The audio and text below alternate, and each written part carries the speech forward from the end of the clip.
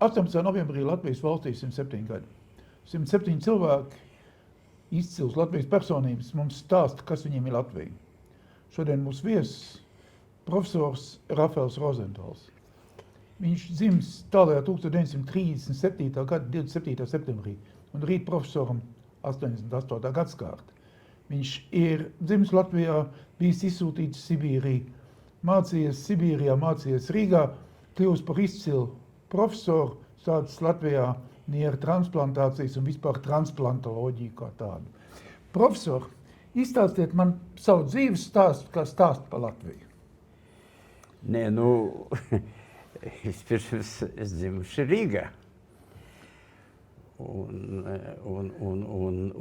tikai liels periods bija no 41.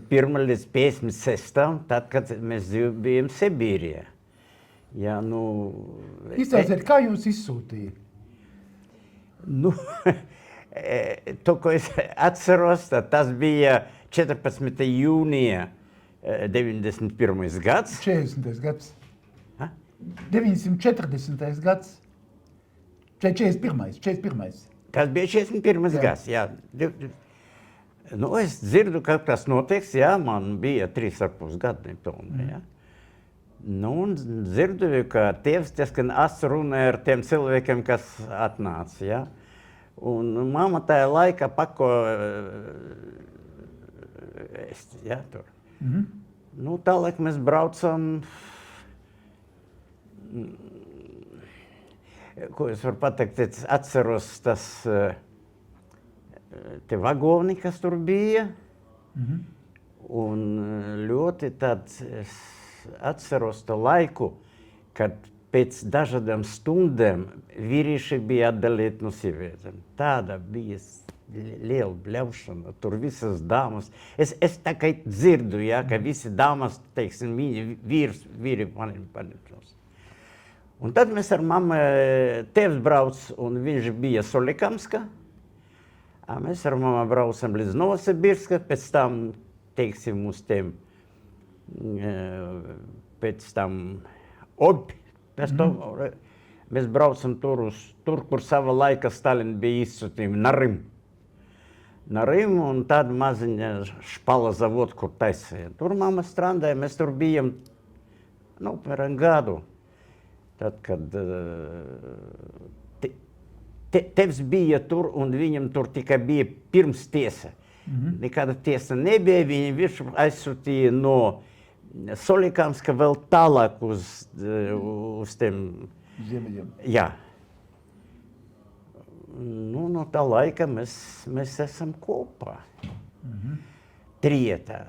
Nu, vecinieki, tievas, māmas, papa un māma mazliet, viņi palika šeit Holokaustā. Nu, mēs, nu, ko es atceros, mēs atbraucam un sākumā tevs strādāja tur kombināta, viņš, var sakot, nu, nekāda, viņš bija zvērnītas advokāts, jā, bet, nu, tur nekāda ne, viņš strādāja kā tas grāmatvedis. Un kā grāmatvedis viņš strādāja tur tāda kombināta, kur mums bija tāda maziņa mājiņas tur, kur mēs dzīvējam. Kamēr viņš nedabūja, viņu pasauc uz Krasnojarsku, tur uz vienu rūpnīcu, atkal tā, ka viņš bija, nu, tas ļoti saprat savu darbu. Nu, tur sākas mācība, tur sāk skola. Tas bija tāda laukuma, viņš saucas Irbei. Tas bija Krasnojarska apgabala.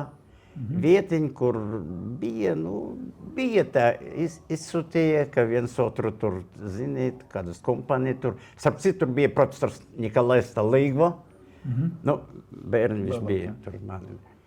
Vot, viņš tur bija kā ārsts, viņš kā profesora. Nu, un viņam bija sava kompānija. Un tā viņi dzīvoja. Un pēc tam viņi dabūja vieta Krasnojarska, mēs aizbraucam uz Krasnojarska.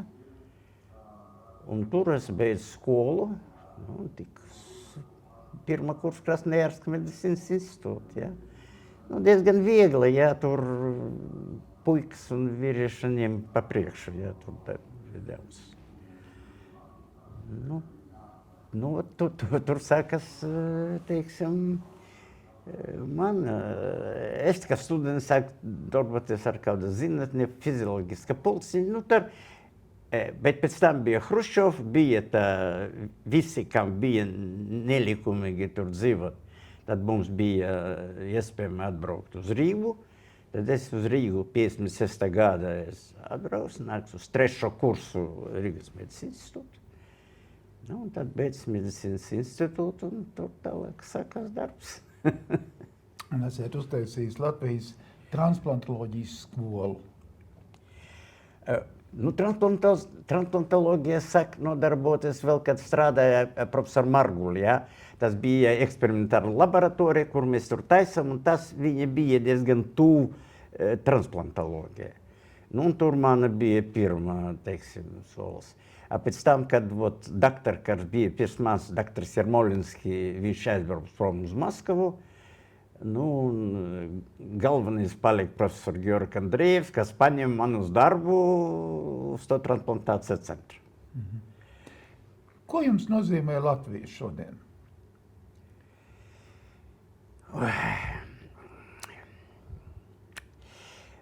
Nu, es nezinu, es domāju, ka diezgan grūta situācija ir. Tas, kas viņiem apkārt, saprot, nu, priekš man, tas, kas sakas karā Ukrainā, tas, es nevaru jums pasakāt, nu, tas savā laikā. Nu, un visur man ir kaut kur, teiksim, baile ir, lai nebūs pa priekšu tas to.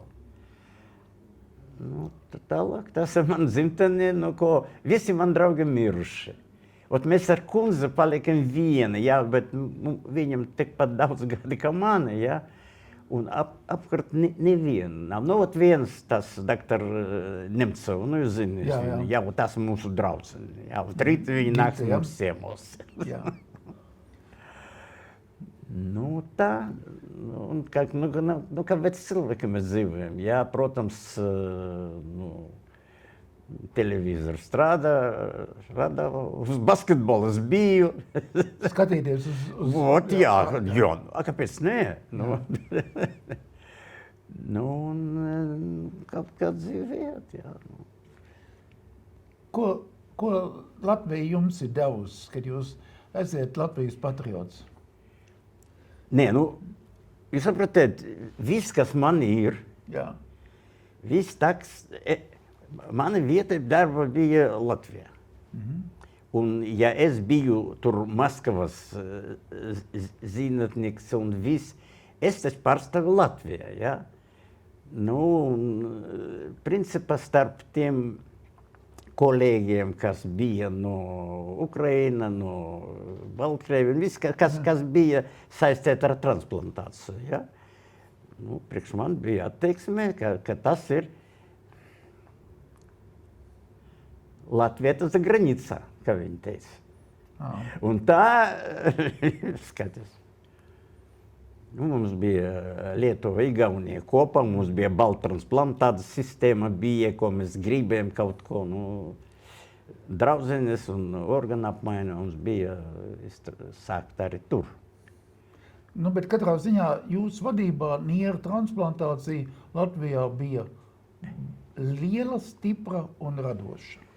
Jā, tajā laikā noteikti, ja. Tāpēc, ka, nu, kopsumma Padomju Savienība transplantācija, tur dažas vietas Maskava, nu, tur. Un, nu, es nezinu, nu, man liekas, ka jā, ka mums bija vairāk transplantācijas. Mums es jau tad padomju laiku, kad es saku, tur kaut ko rakstīt uz Ameriku un viss. Mums bija apmaiņa, viss zinātniski apmaiņa, un tas viss bija, jā. Nu, pēc tam sākas atmoda un viss tas. Bet tad, kad bija Latvija, šeit tie teiksim. Nu, tad, kad bija augsts padomē, tur Jā. būt viss, man bija maskavieši sūtīja man nieres, un mēs divas nieres pārstudējām, tad, kad bija troksnis, ka te oficēri nāks prom no laukuma, jā, un tad mēs tur šojam. Tad mums bija sakara, protams, sakari ar ārzemniekam, nebija nekādas iespējams, nu, tur tas spravka objektīvka vajag, jā, lai brauktu. Bet kas man bija, mums bija ļoti labs kolektīvi. Saprotiet, tas bija tieši tā grupa, kur mēs līdz šim, tur Jānis Bicans, tur visi pārējie, tie visi, kas vēl strādā un visi, mēs pa brīžiem viens pie otras ejam un kādreiz tur kaut kādas, jā. Tad es jūtas šeit tieši ļoti normāli, jā. Neskat uz to, ka tur sekas laiks, ka tur man bija tas moments, kad bērni sāk braukt uz Izraeli, tagad viņi tur arī dzīvo un viss, un es sāku mācīties tas ivrit, jā, ar kundze, jā, un es ļoti labi atceros, ka es tā padomāju, kā man braukt, jā, mēs ar rundu ļoti labi attiecības, jā. Centra man neko, tur konkrēti bija, varbūt jūs atceros, ka bija profesori, kas atbrauc no Skandināvijas, kas pa katru laboratoriju staigā, un, bija pirms, vajag samazināt tas naudas izmaksā un viss. Un mums tā kā gāja, un es paliku šeit, un es tāpat turpināju visu laiku līdz 17 gadu, kad man bija 80, es aizgāju prom, bet es viņa lietu nejaucos, bet tomēr starp mums, es eju līdz šim, ir Amerikāņu transplantologa asociācija biedrs. Un man katru gadu viņi prasa kaut kādu naudiņu, man savu, un nāk žurnālu, American Journal of Transplantation. Tas patika. Paldies, profesor, par stāstījumu.